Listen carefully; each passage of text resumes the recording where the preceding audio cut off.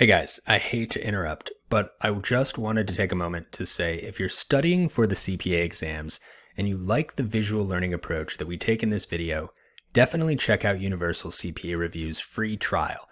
You can do this by going to www.universalcpareview.com, or you can click on the link in the description of this video. From there, you could take a sneak peek at Universal's platform, which includes animated video lectures, study guides, and practice questions with task-based simulations that come with video explanations that walk you through the solution step by step, kind of like having a tutor by your side. Okay, enough of that. Let's get back to it.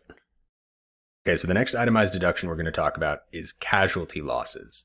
Casualty losses are losses from non-business types of property. And there's a very important formula that we need to understand. Okay, but here's the kicker about casualty losses. These are only deductible if they're sustained in a presidentially declared disaster area. Okay, so little detail to keep in mind. Okay, so what we're saying is that casualty losses will be deductible to the extent that they exceed 10% of AGI. But what's also super important to keep in mind is that we also have this random $100 limitation within this formula. Okay, so why is this within the formula? Don't ask me why. The IRS says so. Okay, so if at the end of the day, Dan the man lives in a state where there are hurricanes, and it's hurricane season, and the President of the United States declares this as a disaster area, then he might have an itemized deduction on his hands. Okay, so again, reverting back to the calculation, it's all going to start with the smaller loss. Okay, so the smaller of what? So it's going to be the smaller of the adjusted basis or the decrease in the fair market value from before the disaster affected the property to the value that it had after the disaster. Okay, so another way to think about this is the difference between the fair market value of the property immediately before the casualty took place and its fair market value immediately afterwards. And this is going to be limited to the adjusted basis of the property. Okay, so again, step one in our mini mental map, the smaller of these two amounts. Step two in our mental map is again this random $100 deduction. Okay, so at this point we have this tentative casualty loss, and we're going to reduce it by the random $100. And that's going to bring us to our total potential loss up to this point. And then we have our step three, which is our final limitation, and that's going to be 10% of AGI. Okay, so any loss that remains is going to be the itemized deduction. So let's take a look at an example here. And we're going back to Linda Larper. She's an individual taxpayer that had personal property destroyed during a hurricane that is considered a presidentially declared natural disaster. Okay, so Linda had an adjusted gross income amount of $150,000. Her destroyed property had the following information. She had a net book value of $22,000 and a fair market value before the disaster of $36,000 and a fair market value after the disaster of $15,000.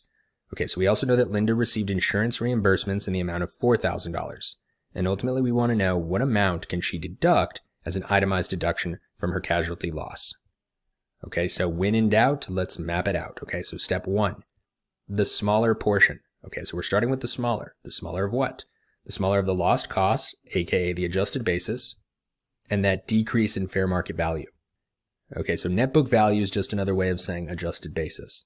Okay, so net book value is $22,000, but what's our decrease in fair market value immediately before from immediately after the disaster? Okay, so $36,000 was the value before, $15,000 after. Okay, so we have a decrease in $21,000. So we're starting with the decrease in fair market value. Why? Because it's the lesser of the two. Okay, so $21,000 is next going to be reduced by the insurance reimbursement. Okay, so if Linda's getting cash back from the insurance company, the IRS is saying, why would we give you a deduction for that amount? Okay, so the amount that she could deduct is going to be reduced by $4,000. Okay, so now we have our tentative loss. So $17,000 is what is getting applied to our step two, which is that random $100. Okay, so a little hint for casualty losses on the exam.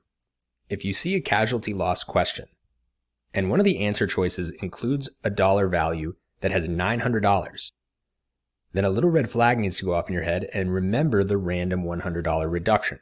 Okay, so if you have a random $100 reduction to the deduction, then there's a very small chance that the correct answer choice would be perfect zeros.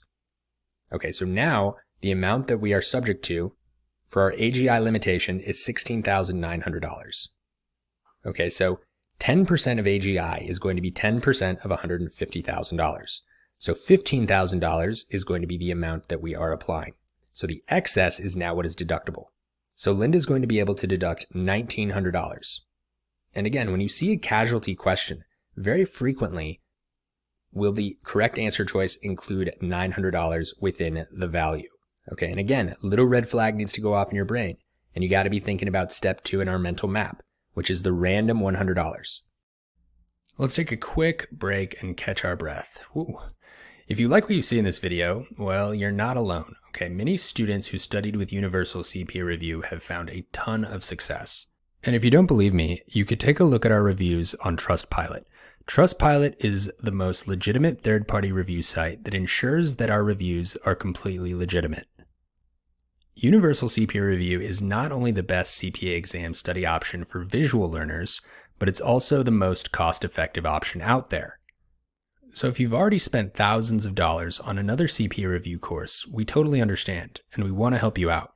So take a look at our free 7-day trial and see if Universal CPA Review is for you. You can start your free trial by going to www.universalcpareview.com, or you could take a look at the link in the description of this video.